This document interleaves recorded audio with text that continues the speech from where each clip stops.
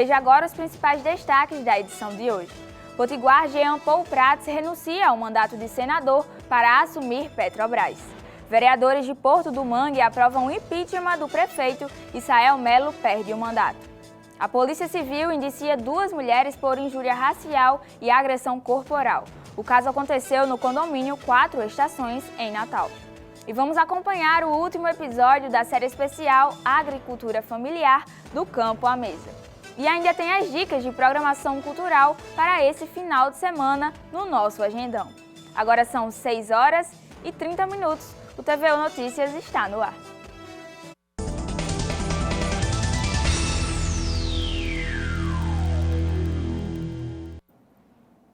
O Conselho de Administração da Petrobras aprovou a indicação do potiguar Jean Paul Prats para assumir o posto de presidente da Petrobras. Saiba mais informações com o repórter Lucas Aguiar. Na última quinta-feira, o Conselho de Administração da Petrobras aprovou por unanimidade o nome do senador Jean Paul Prats, do PTRN, para comandar a presidência da Petrobras. A indicação foi feita pelo presidente Lula, depois que o seu antecessor, o Caio Paes de Andrade, indicado por Bolsonaro, renunciou e foi substituído provisoriamente por um diretor. Em caso de renúncia, o Conselho de Administração pode aprovar o nome interinamente para comandar a empresa. Foi o que aconteceu com a aprovação de Jean Paul Prats. Depois, haverá uma reunião da Assembleia de Acionistas para confirmar o seu nome em definitivo, que deve acontecer perto de abril. O novo presidente, que renunciou ao cargo de senador da República pelo Rio Grande do Norte, fez um vídeo de primeira manifestação como líder da empresa. Quero, antes de tudo, cumprimentar e saudar todos os trabalhadores e trabalhadoras que me assistem, e em especial a cada um e cada uma que está neste momento tocando o negócio da companhia nas nossas refinarias, plataformas em alto mar, usinas termoelétricas, plantas industriais, centros de controle, em cada ponto da nossa operação, que, como vocês sabem melhor do que eu, é grandiosa e complexa. Se essa empresa está aqui hoje, com tantos feitos e conquistas, esse mérito é de vocês. E o meu compromisso é conduzir uma gestão que tenha total respeito a essa história, que reconheça o trabalho e a contribuição dos trabalhadores e trabalhadoras para os resultados da empresa. Estamos num momento de grandes transformações no Brasil. E não só no país. A transformação é a tônica do mundo, seja ela energética, digital, social, ambiental, dentre tantas outras mudanças. E aqui na Petrobras também vislumbramos uma fase de mudanças e novas perspectivas. Mitigar a mudança do clima é uma demanda global necessária e urgente. O porte e a trajetória da Petrobras fazem com que ela ocupe naturalmente um papel de grande impulsionadora da transição energética no Brasil. É nesse lugar que vejo a Petrobras. No depoimento, ele disse ainda que fará o seu melhor para estar à altura de conduzir a empresa e que buscará novas fronteiras de forma sustentável e responsável, além de que o Brasil não deve temer uma Petrobras grande e forte. Lucas Aguiar, para o TVU Notícias. O prefeito do Porto do Mangue, no litoral da Costa Branca, do Rio Grande do Norte, sofreu impeachment do cargo. A votação foi realizada ontem e terminou com 8 votos favoráveis ao impedimento e 1 contrário. Confira. O prefeito de Porto do Mangue, no litoral da Costa Branca, do Rio Grande do Norte, sofreu impeachment do cargo. Os vereadores do município votaram e decidiram pelo impedimento de Sael Melo, do MDB, durante uma sessão na Câmara na manhã da última quinta-feira. Com a decisão, o vice-prefeito Francisco Faustino, do PROS, assumiu a chefia do Executivo Municipal. O pedido de impeachment havia sido protocolado pela população na Casa Legislativa em outubro do ano passado, após um protesto por conta do retorno de Sael ao cargo. Ele havia sido afastado após uma operação do Ministério Público do Rio Grande do Norte para a investigação em fraudes na Prefeitura. E depois de toda a repercussão do caso da moradora de Natal, vítima de injúria racial e violência por suas vizinhas, a Polícia Civil indiciou essa semana as duas agressoras, que são mãe e filha. A Polícia Civil do RN encerrou a investigação do caso de agressão racista contra Flávia Carvalho, gerente de vendas, agredida por duas vizinhas em dezembro do ano passado em um condomínio aqui em Natal. As vizinhas são Regina dos Santos Araújo e a médica Suede Amácia dos Santos, mãe e filha, moradoras do condomínio 4 Estações, localizado no bairro Candelária, em Natal. Na data das agressões, a governadora Fátima Bezerra pediu rigor na investigação, que durou 47 dias. Agora, mãe e filha devem responder por lesão corporal, ameaça e injúria racial. De acordo com as informações recebidas pela nossa redação, Flávia não voltou a morar no prédio depois do ocorrido e também mudou as suas filhas de escola, pois estudavam na mesma que um dos filhos das agressoras. Com a conclusão do inquérito, o processo vai para a Justiça e irá tramitar na 10ª Vara Criminal de Natal. Giovana Araújo para o TV1 Notícias. E hoje vamos para o último episódio da série Agricultura Familiar do Campo à Mesa. Neste episódio vamos saber quais as perspectivas para o futuro dessa atividade agrícola indispensável para o nosso país. Confira na reportagem de Laísa Beatriz.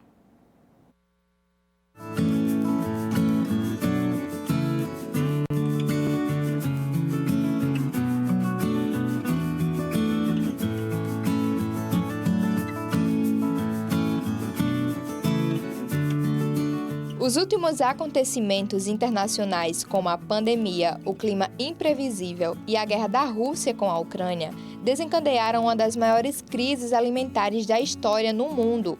E no Brasil, mais de 33 milhões de pessoas não têm garantido o que comer. Faz parte dos Objetivos de Desenvolvimento Sustentável da ONU erradicar a fome, aumentar a segurança alimentar, melhorar a nutrição e promover a agricultura sustentável até o ano de 2030. E a agricultura familiar pode ser um carro-chefe para que esse objetivo das Nações Unidas seja alcançado. O século XXI já se exigia no passado, mas agora eu acho que há mais consenso na sociedade que a gente tem que mais e mais caminhar para uma sociedade sustentável sob todos os aspectos, inclusive ambiental. E caminhar para uma sociedade sustentável e civilizada é não consumir alimento com veneno. Caminhar para uma sociedade civilizada é não permitir o envenenamento dos rios, dos córregos. Caminhar para uma sociedade civilizada é respeitar a natureza, o seu ritmo. Quem melhor responde a isso é a agricultura familiar. A agricultura familiar, ela sem dúvida nenhuma, é a saída para a segurança e soberania alimentar no nosso país. Hoje, mais de 60% da população brasileira se alimenta essa semana e na outra não sabe, né, se vai ter uma alimentação capaz de trazer ali algo de mais qualidade. Portanto, a agricultura familiar, sem dúvida nenhuma, tem um ditado que diz que quem não vive da agricultura familiar depende dela para viver, e entendemos como uma saída importante para a segurança, soberania alimentar e nutricional.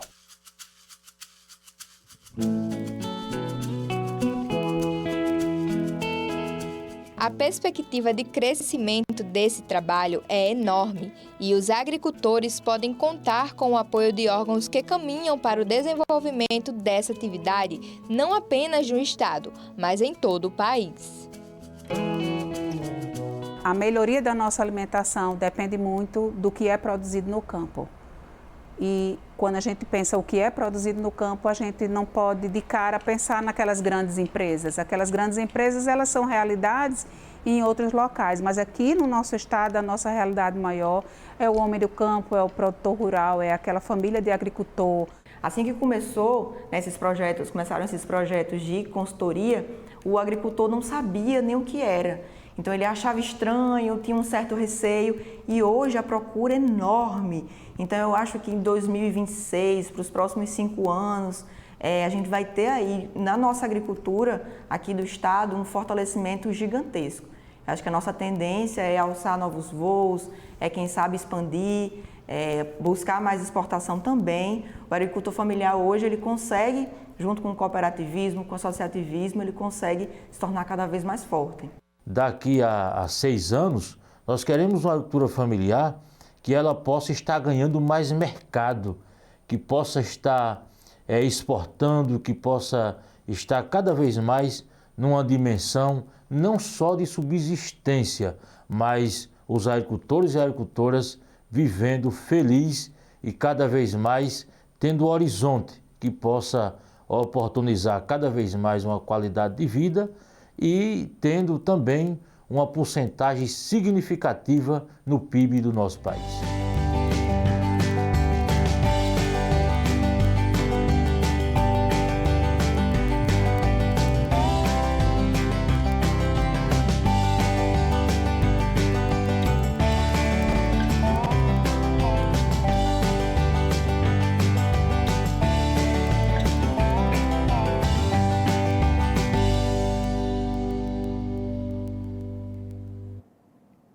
E agora nós vamos para um rápido intervalo, mas na volta você vai ver como foi o jogo entre o ABC e o Potiguar de Mossoró. E ainda tem as dicas do Agendão. Não sai daí, agora são 6 horas e 41 minutos, nós voltamos já já.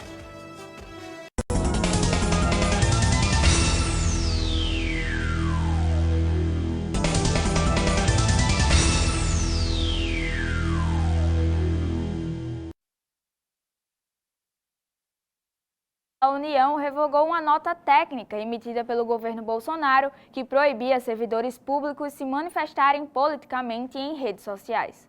Para advogados sindicalistas, a medida feria a liberdade de expressão. A repórter Giovana Figueiredo tem mais informações. A nota técnica tinha como objetivo proibir as manifestações de apreço ou desapreço no recinto da repartição. O atual ministro da CGU, Vinícius Marques, já havia se comprometido a revisar o documento que entrou em revogação na semana passada, que teve como motivo os danos à liberdade de expressão de agentes públicos. O advogado do Sindicato dos Servidores Federais do Rio Grande do Norte, o Wellington Soares, fala mais sobre o assunto. Claramente observávamos que o direito constitucional de liberdade de expressão encontrava-se mitigado, onde o governo Bolsonaro, quando não tinha políticas claras e democráticas, buscava coibir os servidores federais, os quais estavam cotidianamente dentro do seu ambiente de trabalho, e que essa nota técnica, ao nosso entendimento, claramente estava endereçada a dificultar as publicações dos erros cometidos durante todo o seu governo, fato cada dia mais evidente nas mídias sociais. Giovana Figueiredo para o TVU Notícias. Confira agora outros destaques desta sexta-feira no Giro TVU Notícias Mais.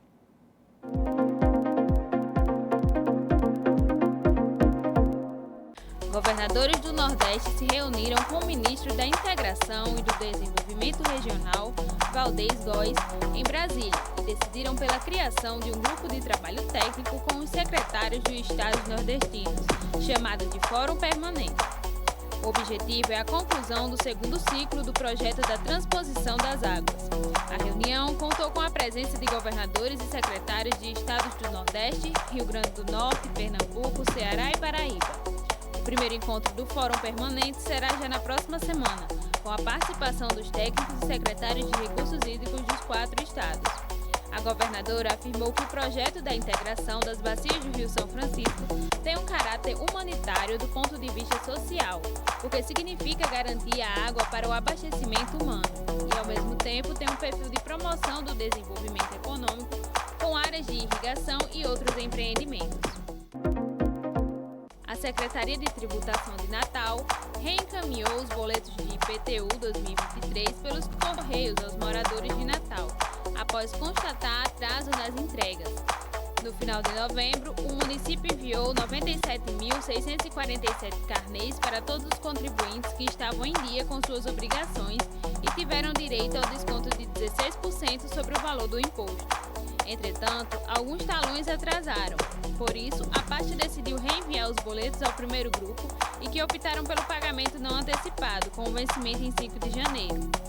Para os imóveis localizados na Zona Sul e Leste, primeiro grupo, a parcela única ou a primeira parcela do carnê tem vencimento em 23 de fevereiro de 2023.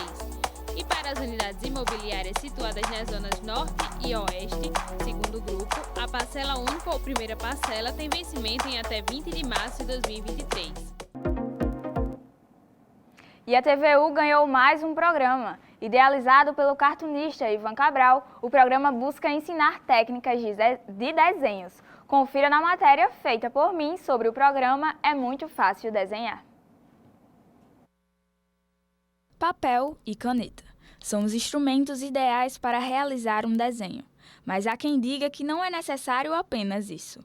Para fazer um desenho é preciso também de talento. Mas será que é mesmo necessário? Essa é uma ideia antiga, né?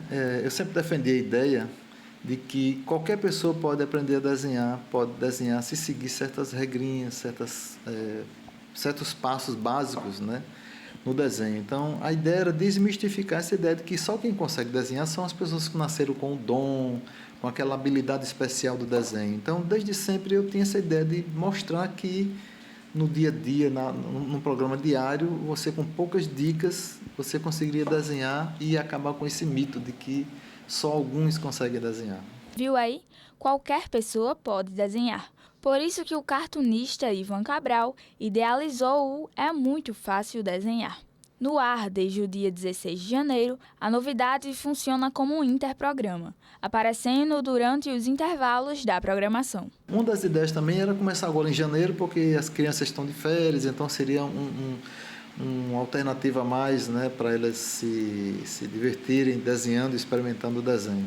Nesta edição, Ivan ensina a desenhar alguns animais, como coelho, cachorro, ursinho e entre outros. Em apenas 2 minutos, o desenho está pronto. É só repetir o que ele está ensinando. São desenhos simples, né? A ideia, comecei com essa série de animais, a ideia é depois criar outras séries de outros temas, né? Mas a ideia é colocar na programação, inclusive assim, na programação que você não encontra isso na programação local, não encontra isso na programação nacional, um programa ensinando a desenhar. Quem das antigas vai lembrar de Daniel Azulay, que ensinava a desenhar, mas assim, na programação no Brasil, pelo menos na programação aberta, você não encontra esse tipo de programa, né? E a gente tem a possibilidade de disponibilizar, né, para o nosso público, né, nossos telespectadores. Inicialmente, o programa foi desenvolvido para as crianças, mas o autor defende que qualquer pessoa pode desenhar. Apesar de ter um formato infantil, ele também se destina a qualquer pessoa que queira testar as técnicas ensinadas no programa. E, embora seja uma novidade para a programação da televisão brasileira atualmente, Ivan se inspirou em um programa que o marcou anos atrás e em experiências que ele adquiriu ao longo da vida. É inevitável que comecei a ter a inspiração do Daniel Azulay, é inevitável, né? Que acho que marcou a programação brasileira, os programas onde ele ensinava a desenhar. Mas eu tenho tido uma experiência muito comum de ir nas escolas. E nas escolas eu costumava desenhar para as crianças e trazia uma criança para o quadro, desenhava e pedia para ela repetir aquele desenho. Então, na verdade, embora tenha essa inspiração, mas veio também dessa prática de sempre que eu vou nas escolas, como eu sou ilustrador, desenhista, então é comum eu desenhar com as crianças. E aí eu pensei, não, isso aí não pode ficar só numa escola ou noutra, né? Então poderia ir para uma programação e ser mais acessível, né, para todo mundo.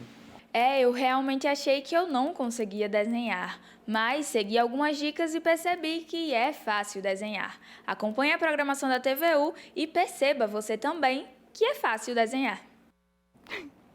E o ABC recebeu o Potiguar de Mossoró no Frasqueirão e venceu o jogo por 5-1. Quem conta todas as emoções dessa goleada é a repórter Lúcia Oliveira. Confira.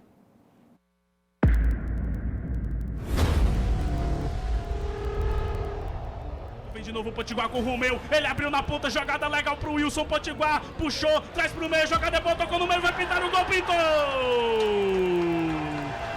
Gol! Olha o time macho aí! Numa noite que começou com um susto para a Frasqueira, nem o torcedor mais otimista poderia imaginar que no apito final a comemoração seria com uma goleada. Antes mesmo do gol que abriu o placar para os visitantes, a torcida viu Felipe Garcia sofrer um pênalti e na sequência desperdiçar a cobrança. Os instantes de desatenção fizeram o tempo fechar na Frasqueira, mas o torcedor abecedista nem se incomodou com a chuva de gols do alvinegro. O ABC virou o jogo ainda no primeiro tempo. Após receber esse passe do camisa 7, Daniel só teve o trabalho de escorar para o fundo das redes.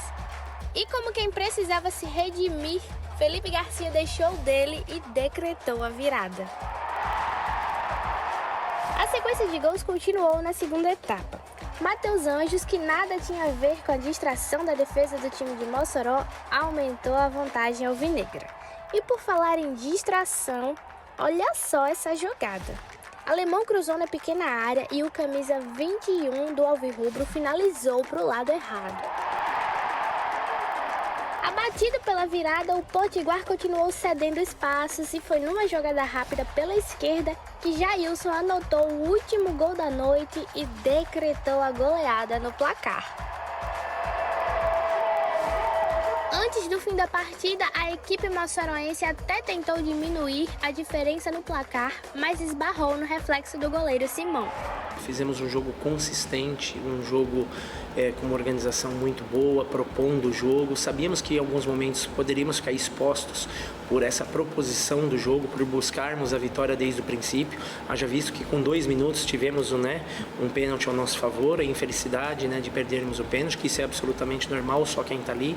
E mantivemos a tranquilidade para seguirmos buscando. Líder do grupo e cada vez mais próximo do que a torcida espera para 2023, depois da tempestade no Frasqueirão, o ABC vai enfrentar o calor de Mossoró no domingo, quando retribui a visita ao Potiguar. E até que enfim chegamos no último fim de semana de janeiro, né? Vamos conferir agora o que tem de programação rolando por aí no nosso agendão. O mês de fevereiro está chegando, mas janeiro ainda não chegou ao fim. Ainda tem muita programação boa para você curtir. Então vem comigo porque o Agendão está no ar.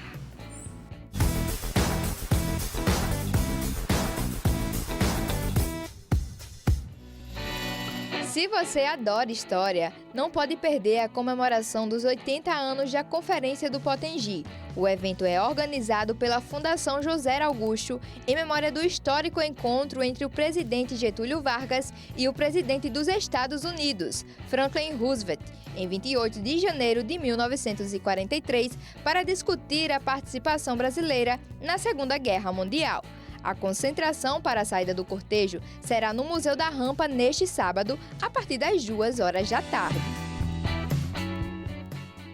O último fim de semana de janeiro também promete ser de agitação na orla da praia de Pirangi.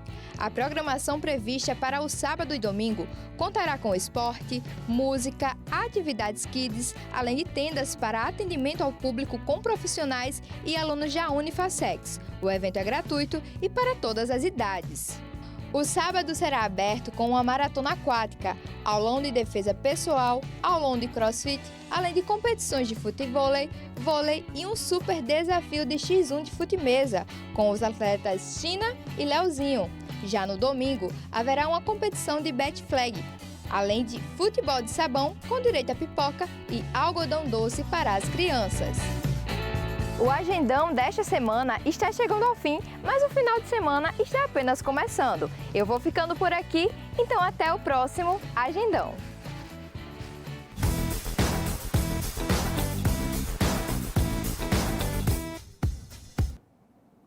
E a edição de hoje também fica por aqui.